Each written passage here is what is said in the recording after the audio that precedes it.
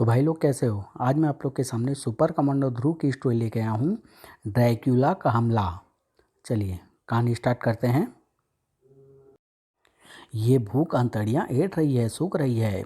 इनको तरावट चाहिए, जवान खून की तरावट। किसी जवान युवती का रक्त ही मेरी क्षुधा शांत कर सकता है।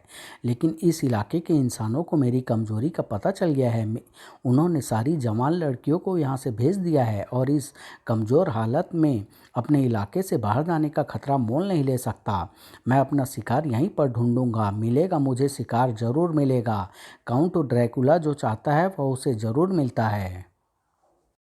और इस वक्त ड्रैकुला को खून चाहिए, एक जवान लड़की का खून।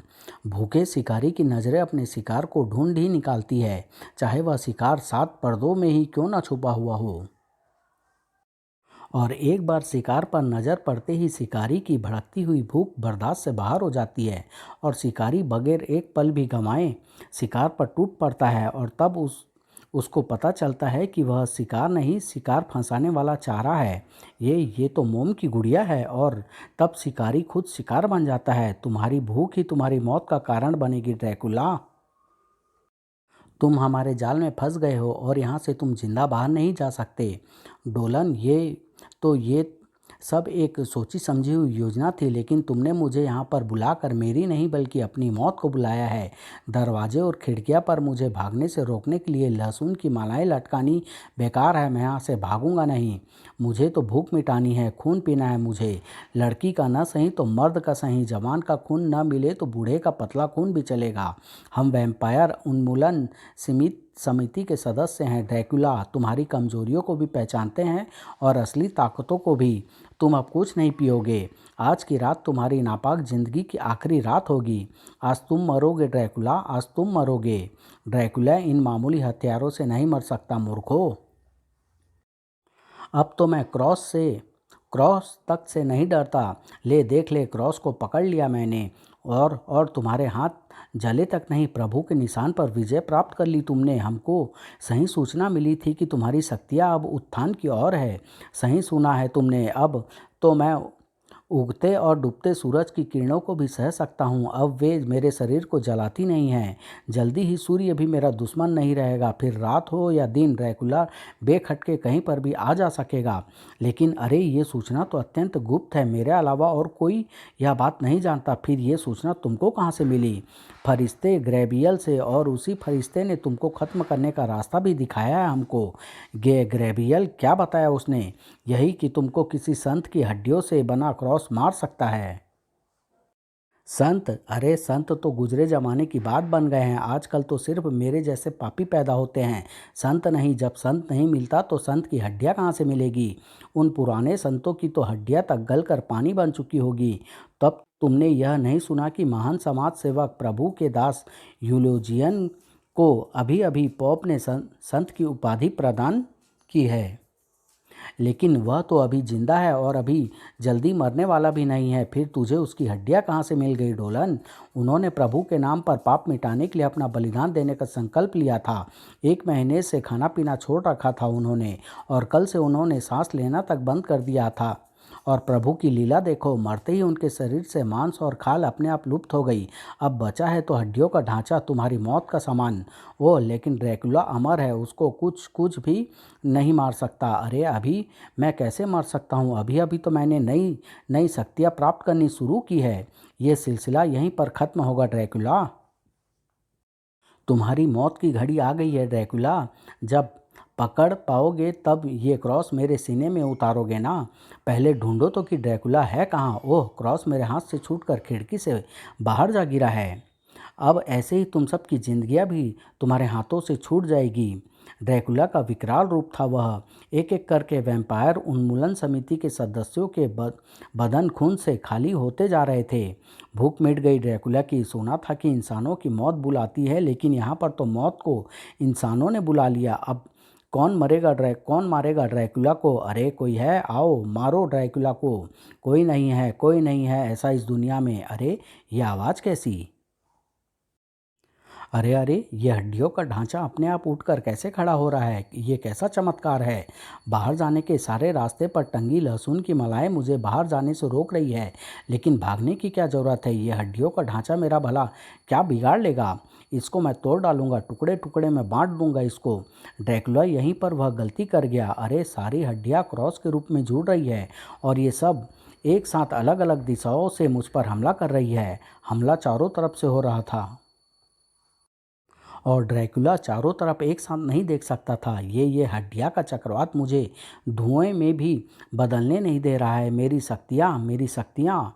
और इस तरह से ड्रैकुला का शरीर धूल के ढेर में बदल गया। सुबह होने पर लोगों ने बगैर क्रॉस को हटाए उस धूल को उठाकर उसी के किले के अहाते में दफन कर दिया। ड्रैकुला का धूल बना शरीर अभी भी वहीं पर दफन है और वह हड्डियों का क्रॉस अभी भी उसके शरीर में धंसा हुआ है। इस तरह से ड्रैकुला का आतंक भी उसके नामो निशान की तरह मिट गया नागपासा, क्योंकि ड्रैकुला अभी नष्ट नहीं हुआ है। उसका शरीर अभी भी धूल के रूप में मौजूद है। अगर हड्डियाँ का क्रॉस उसके सीने से निकाल दिया जाए तो ड्रैकुला फिर से उठ खड़ा होगा आतंक फैलाने के लिए। कहानी अच्छी थी गुरुदेव, लेकिन जो मर गया उसकी कहानी क्यों सुना रहे हो? लेकिन आतंक फैलाने के लिए तो हमारे पास पहले से ही दूसरे सैकड़ों प्राणी मौजूद हैं। उनमें से एक भी नागराज के सामने एक पल भी नहीं ठहर सकता। पर ड्रैकुला अमर है और उसके पास एक ऐसी शक्ति है जो दुनिया में न तो किसी के पास पहले कभी थी और न आज है। वह जिसका खून पीता है उसको एक वैम्पायर बना देता है। वैम्पायर यानी खून पर जिंदा रहने वाला एक शैतान। ऐसे वह हमारे शरीर पर काम करके बहुत कम समय में एक पूरी सेना बना सकता है और ऐसा होते ही दुनिया पर हो जाएगा ड्रैकुला का हमला। और तब हम सिर्फ नागराज ही नहीं बल्कि ध्रुव, डोगा, परमाणु, स्टील और यहाँ तक कि शक्ति और एंथोनी जैसे आतंकवाद के दुश्मनों का भी नाश कर सकेंगे। एक बार ये रास्ते के रोड़े हट जाएं तो हम दुनिया में फिर से अपना आतंकवाद स्थापित करने में सफल हो सकते हैं। मुफ्त की सेना का आइडिया तो अच्छा है गुरुदेव। ड्रैकुला नागराज का काम भी तमाम कर सकता है, लेकिन ड्रैकुला हमारे वश में भला क्यों रहेगा? वह तू मुझ पर छोड़ दे। तू बस रोमानिया चलने की तैयारी कर ले। रोमानिया चलने की तैयारी? पर क्यों गुरुदेव? अरे मूर्ख, रोमानिया में ही तो ड्रैकुला का वह किला जिसके अहाते में ड्रैकुला दफन है। आप अकेले हो आओ ना गुरुदेव, अकेले हो आओ। ड्रैकुला का नाम सुनते ही तू डर से कांपने लगा है ना? है तो गुरुदेव, बचपन से ही मैं ड्रैकुला का नाम सुनकर डरता आ रहा हूँ। जब बचपन में मैं शरारतें करता था तो धाय माँ ड्रैकुला का नाम लेकर ही डर आती थी। तब तू बच्चा था, अब गुरुदेव तेरे साथ है। अब ड्रैकुला तेरे नाम से थर थर काँपेगा। यानी बगैर मेरे चले काम नहीं चलेगा। चलता तो मैं अकेला ही चला जाता, तुझ तुझसे साथ चलने को ना कहता। अब चल और ड्रैकुला को कभी इस बात का आभास मत होने देना कि तू उससे डरता है। चलो गुरुदेव, मैं रास्ते में हिम्मत बटोर लूँगा, पर नागराज की मौत को जगा कर ही रहूँगा। उसका विनाश ही अब मेरे अनंत जीवन का एकमात्र मकसद रह गया है। रोमानिया, वह देश जहाँ की धरती पर ड्रैकुला एक न टूटने वाली निद्रा में सोया हुआ था। यही है ड्रैकुला का वह किला जिसके अहाते में ड्रैकुला की कब्र बनी हुई है। लेकिन यह जगह तो एकदम सुनसान है। इतने बड़े किले पर अभी तक न तो यहाँ की सरकार ने कब्जा किया और न ही आज से पहले हमारे जैसा कोई शैतान ड्रैकुला को आज़ाद कराने यहाँ पर आया। यह बात कुछ हजम नहीं हो रही है गुरुदेव। डर के मारे तेरा दिमाग कुछ ज़्यादा ही तेज चल रहा है। वैसे तेरी बात विचार करने लायक तो है, लेकिन यह बात सत्य है कि ड्रैकुला को हमारे अलावा और कोई जगा ही नहीं सकता। हम में ऐसा क्या है गुरुदेव? मुझे भी तो बताओ। अभी तुझे खुद ही पता चल जाएगा। देख, वो रही ड्रैकुला की कब्र। आओ, हमको उसमें धंसे हड्डियों के क्रॉस को कब्र से अलग करना है। ये जीवित प्राणियों के लिए निषिद्ध स्थान है। अगर ऐसे ही जीवित अवस्था में रहना चाहते हो तो वापस वापस मत आना। भेड़िया, पंखधारी भेड़िया, ये जरूर ड्रैकुला का वैम्पायर सेवक होगा। अब समझे नागपासा कि यहाँ की सरकार अभी तक इस किले पर कब्जा क्यों नहीं कर पाई और अब तक कोई और शैतान ड्रैकुला को जगाने में सफल क्यों नहीं हो पाया। ये सेवक नहीं चाहता कि ड्रैकुला की कब्र के आसपास भी कोई भटके। ये नहीं चाहता कि ड्रैकुला को कोई हमेशा के लिए नष्ट कर दे। इसको समझाना पड़ेगा कि हम ड्रैकुला की मदद करने आए हैं, उसको नुकसान पहुंचाने नहीं, रहने दो ना गुरुदेव, बेकार के झगड़े का क्या फ़ायदा। ड्रैकुला सो रहा है, उसे सोने दो। हम कोई और इंतजाम कर लेंगे। चुप रह नागपासा, वरना वैम्पायर भेड़िया से पहले मुझे तुझको सबक सिखाना पड़ेगा। ले, इस शक्ति वृत्त से भेड़िया वैम्पायर बाहर नहीं निकल पाएगा। अब चल ड्रैकुला की कब्र की तरफ। गुरुदेव, इसने तो शक्ति वृत्त को कागज की तरह फाड़ डाला और अब ये मेरी तरफ आ रहा है। गुरुदेव, बहुत अंधेरा है, मुझे यहाँ से बाहर निकालो। ओह, भेड़िया ने असावधान नागपासा के सर को काट कर निगल लिया है। ये तो अच्छा है कि नागपासा को काटने से भी उसका खून नहीं टपकता, वरना नागपासा का अमृत मिला विष पीकर ये अविनाशी हो सकता था, जिसका कभी नाश किया ही ना जा सके। खैर, अभी तो मुझे खुद भी इस प्राणी से बचना है और नागपासा को भी बचाना है। मेरे पास शक्तियाँ तो बहुत है और कोई ना कोई शक्ति इस पर असर करेगी भी, लेकिन वह शक्ति कौन सी होगी यह चुनने का समय मेरे पास नहीं है। न जाने इसकी वैम्पायर शक्ति नागपासा पर क्या असर कर रही होगी, लेकिन एक तरीका है मेरे पास, ऐसा तरीका जिससे नागपासा भी आज़ाद हो सके और वैम्पायर भेड़िया भी नष्ट हो सके। यह क्या कर रहे हो गुरुदेव? यह तो मेरा हाथ है जो जो इसके पेट में सरक आया है। इसने तो सिर्फ मेरा नाश्ता किया था, पर आप तो इसको डिनर में पूरा नागपासा परोस कर दे रहे हैं। वैम्पायर भेड़िए के पेट में पड़ा नागपासा का सिर चीखता रहा, लेकिन गुरुदेव ने उसकी चीखों पर कोई ध्यान नहीं दिया और कुछ ही देर बाद पूरा नागपासा भेड़िया का भोजन बन चुका था। ये क्या कर डाला गुरुदेव? क्या अब मुझको हमेशा के लिए इसके बदबूदार पेट में ही रहना पड़ेगा? नहीं शिष्य, तेरा सिर अकेला कुछ नहीं कर सकता था, लेकिन अब तेरा शरीर फिर से पूरा बन गया है। नागपासा, अब तू बाहर आने के लिए इसके पेट को फाड़ डाल। अच्छी चाल थी गुरुदेव, तुमने तो इसे खिला खिला कर मार डाला। ज़्यादा खुश मत हो, वैम्पायर पेट फटने से नहीं मरते, इसके घाव भरने से पहले कब्र से क्रॉस को उखाड़ डाल जा। चल फटाफट खींच कर निकाल इस क्रॉस को। अभी लो गुरुदेव। नागपासा ने क्रॉस की तरफ हाथ बढ़ाया और अगले ही पल ऐसे तड़पा जैसे उसने बिजली का नंगा तार पकड़ लिया हो। इसको छूते ही मेरे शरीर को ऊर्जा के तेज झटके लग रहे हैं और मेरा अमृत से युक्त शरीर भी इन झटकों को सह नहीं पा रहा है। ओह वैम्पायर भेड़िया होश में आ गया है, लेकिन तू हम पर हमला करने के बजाय हंस क्यों रहा है?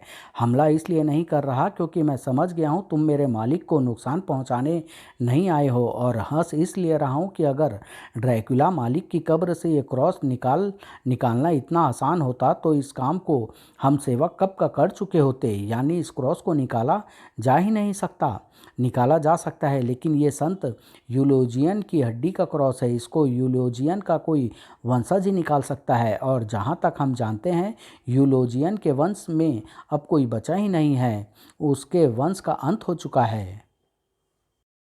यानी इस क्रॉस को अब ड्रैकुला की कब्र से कभी बाहर नहीं निकाला जा सकता। अरे छुप जाओ, कुछ कुछ लोग बातें करते हुए इधर ही आ रहे हैं। तुम मुझको यहाँ पर क्यों लाई हो? क्या हम लोग पेरिस से रोमानिया में इसी किले को देखने आए हैं? हाँ मार्क, और तुमको एक बात और बता दूं, डरना मत। ये काउंट ड्रैकुला का किला है, वही वैम्पायर काउंट ड्रैकुला जिसके बारे में कई डरावनी कहानियाँ मशहूर है। हाँ वही, और उसमें से अधिकतर कहानियाँ सच्ची है। पर हम यहाँ पर क्यों आए हैं? हमारा काउंट ड्रैकुला से क्या संबंध है? खून का रिश्ता। ड्रैकुला खून पीता है ना? क्या कह रही हो? सॉरी मार्क, मैं मजाक कर रही थी। दरअसल अब ये किला काउंट ड्रैकुला का नहीं, मेरा है। अब इसकी मालिक मैं हूँ। यहाँ की सरकार ने सम्मान के तौर पर यह किला मेरे नाम कर दिया है। तुमने यहाँ की सरकार पर ऐसा क्या एहसान कर दिया जो उन्होंने ये किला तुम्हारे नाम लिख दिया है लॉरी? मैंने नहीं मैंने नहीं, एहसान मेरे परदादाजी के भाई ने किया था। शुरू से सुनो। कुछ दिन पहले मेरे पास रोमानिया सरकार से एक रिक्वेस्ट आई थी मेरे ब्लड सैंपल के लिए। मैंने अपना ब्लड सैंपल भेजा था और कल ही रोमानिया के एयर टिकट के साथ मेरे पास ब्लड सैंपल की रिपोर्ट आई थी। मेरे ब्लड सैंपल का डीएनए मैच कर गया था। किससे मैच कर गया तुम्हारा डीएनए? संत यूलोजियन के डीएनए से। रोमानिया की सरकार ने संत यूलोजियन के वंशजों का पता लगाने के लिए अपना पूरा जोर लगा दिया था और आखिरकार उनको संत के आखिरी वंशज का पता चल गया, यानी मेरा पता। और डीएनए मैचिंग ने इस बात की पुष्टि कर दी कि मैं संत यूलोजियन की वंशज हूँ। छप्पड़ फाड़ के किस्मत जब देती है तो छप्पड़ फाड़ कर देती है। तो अपने मालिक को फिर से चलता फिरता हुआ देखना चाहता है ना भेड़िया? हाँ तो जा, इस लड़की को काबू में करके इससे हड्डियों वाले क्रॉस को उखड़वा ले, बाकी काम हम पर छोड़ दे। ठीक है, मैं अपना काम पूरा पूरा करता हूँ, तुम अपना वादा पूरा करना। अगले ही पल, लॉरी ये क्या है? पता नहीं, शायद हमें रात के वक्त यहाँ पर नहीं आना चाहिए था। लेकिन अब जब हम आ ही गए हैं तो हमको ये शैतान हमारे किले से बाहर नहीं निकाल सकता। किले की बात कर रही हो लॉरी? ये हमको दुनिया से बाहर निकालने की कोशिश कर रहा है। घबराओ मत मार्क, मैं तुमको कुछ नहीं होने दूंगी। अरे अभी तो हमारी सगाई भी नहीं हुई है, अब हमारी सगाई दूसरी दुनिया में ही होगी। तुम इस शैतान को भला कैसे रोक सकती हो ऐसे? लॉरी ये तुमने कैसे? अभी तुमको मेरे बारे में काफ़ी कुछ जानना बाकी है मार्क। लॉरी ऐसे शैतानों से पहले भी निपट चुकी है। अपने किले में मैं किसी भी शैतान को रहने की इजाज़त नहीं दे सकती।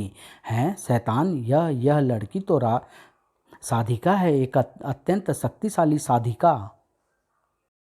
इस लड़की से मैं नहीं निपट सकता। इसके शरीर से एक अजीब सी ऊर्जा निकल रही है जो मेरी शक्तियों को ख़त्म कर रही है। ऐसी ऊर्जा तो मैंने पहले कभी नहीं झेली। अब तुम ही जाकर इसको वश में करो। अभी हमारा सामने आना ठीक नहीं है। सुनो, मैं तुमको बताता हूँ इस लड़की के हाथों ड्रैकुला की कब्र से क्रॉस निकलवाने का तरीका। और फिर तू फिर आ गया मेरे पीछे। मेरे पिछले वार ने शायद तुम्हारा दिमाग दुरुस्त नहीं किया, लेकिन इस बार ऐसा नहीं होगा। अब मेरा वार तुमको दोबारा उठने नहीं देगा। ज़रूर कर वार लड़की, पर ये याद रखना, उधर तू वार करेगी और इधर मेरा दोस्त अपनी जान हारेगा।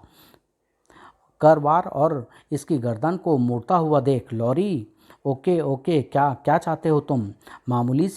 मामूली सा काम है। इस किले में गंदगी बहुत है, चारों तरफ हड्डियाँ बिखरी हुई है। सफाई कर दो और शुरुआत उन हड्डियों से करो जो वहाँ पर ज़मीन में धंसी हुई है। अब जाओ वरना तेरे मंगेतर की गर्दन। ओके ओके, जाती हूँ। इसको नुकसान मत पहुँचाना प्लीज़। ज़रूर कुछ बड़ा चक्कर है। जिस क्रॉस को ये शैतान अपनी फूंक मार कर निकाल सकता है, उसको यह मुझसे ही क्यों निकलवाना चाहता है? खैर, ये बाद में सोचूंगी। अभी तो मुझको मार्क की जान बचानी है। लॉरी यह नहीं जानती थी कि उसने कितना बड़ा अनर्थ कर डाला था। क्रॉस तो निकल गया गुरुदेव, लेकिन ड्रैकुला जिंदा नहीं हुआ। होगा, जरा धीरज रख नागपासा, पहले मैदान तो साफ होने दे। तुम्हारा काम मैंने कर दिया, अब इसको छोड़ दो। अभी तो तूने सिर्फ 2 हड्डियाँ साफ करी है, अभी तो तुझको कई सारी हड्डियाँ बटोरनी हैं, और वे हड्डियाँ तेरे मंगेतर की होगी। ओह, ये तो मार्क को लेकर उड़ा जा रहा है। मुझको पहले ही समझ जाना चाहिए था कि यह अपना वादा पूरा नहीं करेगा। मुझे इनका पीछा करना होगा। अब मैदान साफ हो गया है नागपासा। उस लड़की के यहाँ रहते अगर ड्रैकुला उठ खड़ा होता तो कुछ गड़बड़ हो सकती थी। इसलिए मेरी बनाई हुई योजना के अनुसार भेड़िया वैम्पायर उस लड़की को यहाँ से दूर ले गया है। अब आओ, हमें ड्रैकुला को उसके हाड़ मांस के स्वरूप में वापस लाना है। हम ड्रैकुला को भला क्यों जिंदा करेंगे? मेरा मतलब कैसे करेंगे? मैं डर नहीं रहा हूँ गुरुदेव, डर नहीं रहा हूँ। डरना भी मत। अब सुन, ड्रैकुला अभी धूल रूप में है। उसको हाड़ मांस का शरीर वापस वापस दिला सकता है तो सिर्फ अमृत, जो तेरे रक्त के साथ तेरे शरीर में दौड़ रहा है। इस कब्र पर अपना एक बूंद रक्त टपका, सिर्फ एक बूंद, ज़्यादा नहीं, वरना ड्रैकुला जिंदा होकर हमसे भी अधिक शक्तिशाली हो जाएगा। एक बूंद पीकर जिंदा होगा, फिर मेरा सारा रक्त पी जाएगा ड्रैकुला। चुप कर, मैं हूं ना तेरे साथ। अब रक्त टपका। धूल भरी कब्र पर नागपासा का अमृत मिश्रित रक्त गिरते ही कब्र में एक अजीब सी हलचल होने लगी, और कुछ ही पलों के बाद उस हलचल से वह तूफान उठ खड़ा हुआ जिसको गए जमाने की दुनिया ड्रैकुला के नाम से बुलाती थी। जीवितों की दुनिया में महावैम्पायर काउंट ड्रैकुला का स्वागत है। किसने जिंदा किया मुझे? किसने मेरे सीने में धंसा अस्थि क्रॉस निकाला है? और मेरा धूल स्वरूप इस शरीर में कैसे बदल गया? तुमको हमने जीवित किया है ड्रैकुला, ताकि तुम पूरी दुनिया में विनाश फैला सको और जो तुम्हारा रास्ता रोकने आए उनको मौत के घाट का रास्ता दिखा सको। तुम्हारे सीने में धंसा क्रॉस हमने निकाला है और तुमको शरीर का स्वरूप नागपासा के अमृत मिश्रित रक्त ने प्रदान किया है। नागपासा? नागपासा कौन है? और तुम कौन हो? मुझे फिर से जगाने के पीछे तुम्हारा क्या मकसद है? मुझे दुनिया गुरुदेव के नाम से बुलाती है और मेरी ज़िंदगी का एक ही मकसद है। हमने अमृत शिष्य नागपासा की हुकूमत को पूरी दुनिया पर फैला हुआ देखना। तुम्हें जिंदा करने का मकसद हमारी इस मुहिम में तुम्हारी मदद को हासिल करना है।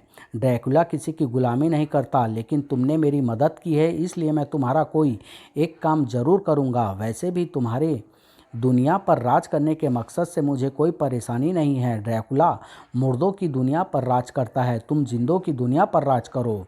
लेकिन एक काम तुमको और करना पड़ेगा। अब मैं कोई खतरा मोल नहीं लेना चाहता, इसलिए तुम पहले उस अस्थि क्रॉस को जाकर नष्ट कर दो जिसने ड्रैकुला को धूल बनाकर दफन कर दिया था। फिर मैं तुम्हारे काम के बारे में सुनूंगा और उसको पूरा भी करूंगा। वो अस्थि क्रॉस तो अब तुम्हारे सीने से निकल चुका है, अब तुमको उससे भला क्या खतरा होगा। वैसे भी उसको छूऊंगा तो वह फिर से मुझको झटका मारेगा। क्या यानी इस क्रॉस को मेरे सीने से तुमने नहीं किसी और ने निकाला है? कौन था वह? बोलो कौन था वह? था नहीं, थी एक लड़की थी। जिस संत की हड्डियों का क्रॉस तुम्हारे सीने में धंसा था ना, वह उसकी एकमात्र वंशज थी। ये कहानी मैं यहीं समाप्त कर रहा हूँ। बहुत लंबी कहानी है, 3 भागों में लेके आऊँगा, बहुत जल्दी लाऊँगा। धन्यवाद।